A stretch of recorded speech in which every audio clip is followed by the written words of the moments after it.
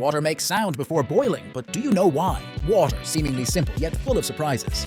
As we apply heat, something magical happens. Before water reaches its boiling point, it undergoes a fascinating transformation. As the temperature rises, tiny pockets of vapor, or microbubbles, form at the bottom of the pot. These microscopic bubbles start their ascent to the surface. As they rise, they collide with cooler water, creating vibrations. It's these vibrations that produce the delightful hum we hear. The frequency of the sound is directly related to the size and speed of the rising bubbles. As the water gets hotter, more and more bubbles join the chorus, creating a symphony of sound. It's a prelude to the spectacular dance of boiling that follows. Now you know why.